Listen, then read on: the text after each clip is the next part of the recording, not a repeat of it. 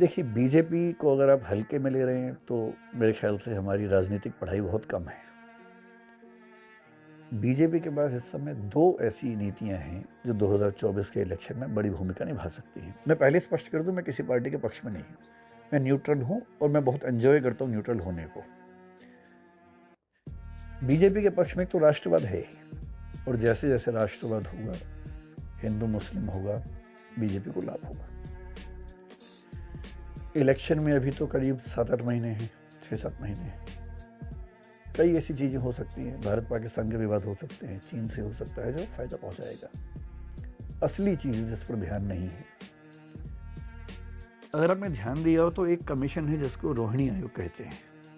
रोहिणी आयोग ने कई बार एक्सटेंशन लेने के बाद में रिपोर्ट सबमिट कर दी है राष्ट्रपति को। मेरे ख्याल से जो इंडिया गठबंधन है उसका हथियार होगा कास्ट सेंसस, जातीय जनगणना, क्योंकि ओबीसी की आबादी ज़्यादा है। बीजेपी सवर्ण आबादी पर खेलती है, इसलिए उनको लगता है कि ओबीसी की जनसंख्या से हम इलेक्शन जीत लेंगे।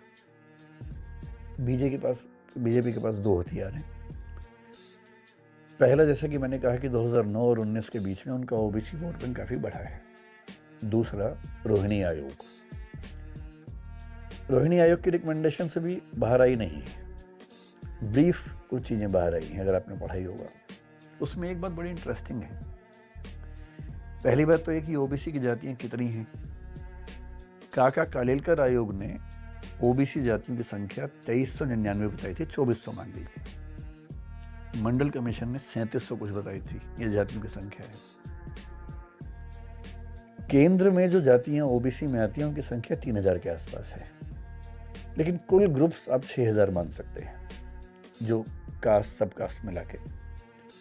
रोहिणी आयोग की रिकमेंडेशन ये है, रिकमेंडेशन नहीं, एक ऑब्जर्वेशन ये है कि 6000 जातियों को जो आरक्षण मिलता है उनमें से 50% आरक्षण केवल 40 जातियों को मिल रहा है।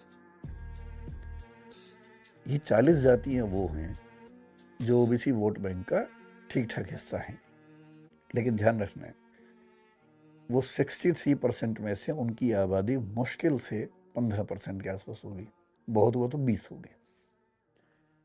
तो 20% आबादी वाले 50% लाभ ले रहे हैं। अब बीजेपी क्या करेगी? जो मेरी गट फीलिंग है, इलेक्शन से पहले रोहिणी आयोग के रिकमेंडेशंस लागू हो जाएंगे। अगर लागू हो जाती हैं, इसका मतलब क्या होगा? आरक्षण में आरक्षण। सर, कास्ट की आइडेंटिटी की पॉलिटिक्स और धर्म की आइडेंटिटी की पॉलिटिक्स, क्या दोनों को आप एक तरह से देखते हैं? आप किसी एक को ज़्यादा खतरनाक मानते हैं और एक को सोशल जस्टिस से जोड़कर देखा जाता है?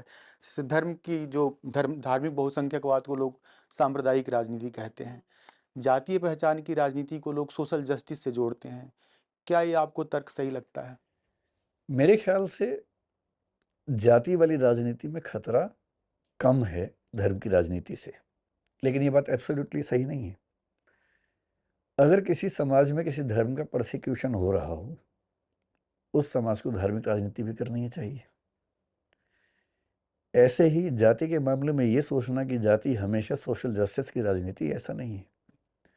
अगर आप 1967 के बाद का सारा खेल देखें, जब से जाति केंद्र में आई, शुरुआत में उच्च जातियों के समूह ज्यादा बने, या उच्च नहीं तो कम से कम मध्यवर्ती जातियों के।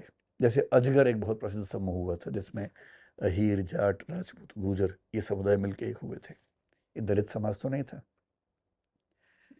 इसलिए जब जातियां एक होंगी, प्रभुत्व की जातियां जब लड़ती हैं आपस में, जैसे कर्नाटक में अगर आप देखें, लिंगायत और वोक्कालिगा जब लड़ते हैं, दोनों डोमिनेंट कास्ट हैं, बहुत दलित कास्ट तो नहीं है। इसलिए जाति बेस्ड राजनीति हमेशा सोशल जस्टिस की होगी, ऐसा नहीं है। वो डोमिनेंस की भी हो सकती है। लेकिन हाँ, एक संभावना है, जब जाति आधारित राजनीति दलित वर्गों के सर पे आती है, जब बहुजन समाज पार्टी बनती है, या BS4 जो बनाया था काशीराम जी ने, वहां लगता है कि हम एक बहुत दबे हुए समाज को राजनीति के माध्यम से ताकत दे रहे हैं। मेरे ख्याल से लोकतंत्र की एक बड़ी अचीवमेंट ये है कि बहुत निम्न कही जाने वाली जातियां भी संख्या बल के बेस पर अब डिमांड करने की स्थिति में आ गई हैं, अपना हक मांग पा रही हैं। और ये समतलीकरण राजनीति में, समाज में एक अच्छी बात है। तनाव होता है, सीधी सी बात है, बिना तनाव के कौन सा परिवर्तन होता है? तनाव तो होता है।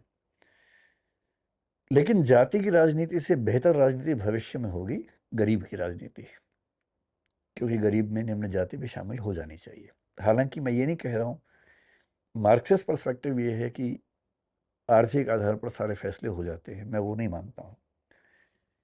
क्योंकि हम गरीबी और आत्मसम्मान को हमेशा इस रूप में नहीं देख सकते कि गरीब व्यक्ति है यानी व्यक्ति अमीर है तो आत्मसम्मान उसका बढ़ ही जाएगा, ऐसा नहीं होता है।